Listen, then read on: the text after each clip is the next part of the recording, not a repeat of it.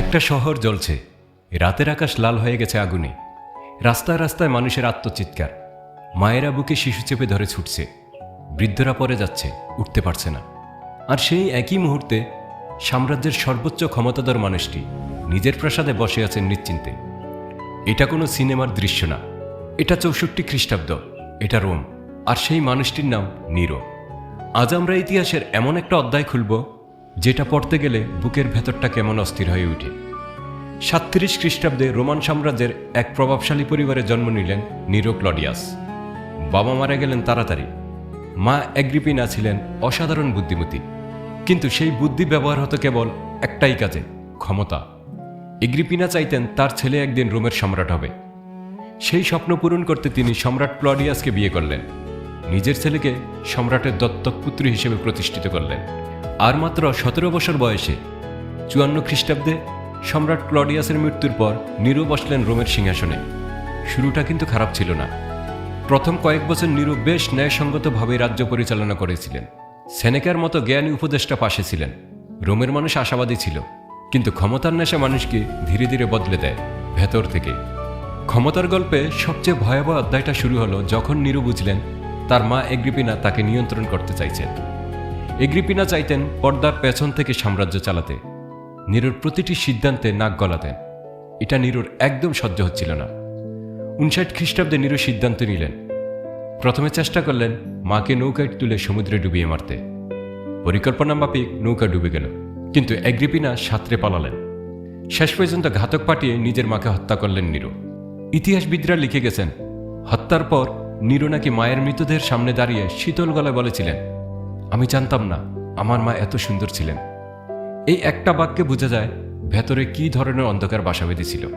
64 খ্রিস্টাব্দ, জুলাই মাস, রোমের একটি বাজার এলাকা থেকে আগুন লাগলো। সেই আগুন ছড়িয়ে পড়ল পুরো শহরে। টানা 9 দিন জ্বলল রোম। শহরের 14টি অঞ্চলের মধ্যে 10টি মারাত্মকভাবে ক্ষতিগ্রস্ত হল। হাজার হাজার মানুষ গৃহহীন হল। এই আগুন কি নিরো লাগিয়েছিলেন? সত্যি বলতে ইতিহাসবিদরা এখনও নিশ্চিত নন। কেউ কেউ বলেন দুর্ঘটনা, কেউ বলেন ষড়যন্ত্র। নিরো যে আগুনের সামনে বাদ্য বাজাচ্ছিলেন, এই গল্পটি পরবর্তীকালে লেখা, সরাসরি প্রমাণ নেই। তবে যেটা প্রমাণিত, আগুনের পর নিরো সেই পোড়া জমির উপর নিজের জন্য বিশাল একটি প্রাসাদ বানালেন। নাম দিলেন ডোমাস ওরিয়া, সোনার বাড়ি। আর দোষ চাপালেন রোমের খ্রিস্টান সম্প্রদায়ের উপর। যাদের কোনো দোষ ছিল না তাদের ধরে ধরে এনে ভয়াবহ শাস্তি দেওয়া হলো। এই নিপীড়ন ইতিহাসে অন্যতম কলঙ্কজনক অধ্যায় হয়ে আছে। ক্ষমতার শেষ দিকে নিরো সম্পূর্ণ একা হয়ে গেলেন। সেনাবাহিনী মুখ ফিরিয়ে নিল, সিনেট বিদ্রোহ করল, প্রদেশে প্রদেশে বিদ্রোহের আগুন জ্বলে উঠল। যে মানুষেরা একদিন মাথা নত করত, তারাই এখন তার বিরুদ্ধে দাঁড়িয়ে। 68 খ্রিস্টাব্দে রোমের সিনেট নিরোকে জনগণের শত্রু ঘোষণা করল। পালিয়ে বেড়াতে লাগলেন এককালের সর্বেসর্বা সম্রাট। শেষ পর্যন্ত রোমের এক সাধারণ বাড়িতে আশ্রয় নিলেন। যখন বুঝলেন সব শেষ, তখন নিজের হাতে নিজের জীবন শেষ করলেন। মৃত্যুর আগে বলেছিলেন, কি মহান শিল্পীই না মরে যাচ্ছে। একজন মানুষ যার সিদ্ধান্তে হাজার হাজার নিরীহ মানুষের জীবন শেষ হয়েছিল, শেষ মুহূর্তেও নিজেকে শিল্পী ভেবে গেলেন। নিরোর গল্প শুধু একজন নিষ্ঠুর সম্রাটের গল্প না, এটা ক্ষমতার গল্প, নেশার গল্প। একজন মানুষ কিভাবে ধীরে ধীরে নিজের ভেতরের মানবিকতাটুকু হারিয়ে ফেলেন, তার গল্প।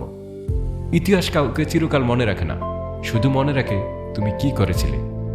নিরোকে আজও মনে রাখা হয়, কারণ তার কাজ মানুষ ভুলতে পারেনি। আপনার কি মনে হয়, নিরো কি জন্মগতভাবেই এমন ছিলেন, নাকি ক্ষমতা তাকে বদলে দিয়েছিল? কমেন্টে জানান। ভিডিওটি ভালো লাগলে লাইক দিন। ওপেন রিপোর্ট বিডি চ্যানেলটি এখনও সাবস্ক্রাইব না করে থাকলে এখনই করুন, কারণ ইতিহাসের এমন আরও অনেক অজানা গল্প আসছে।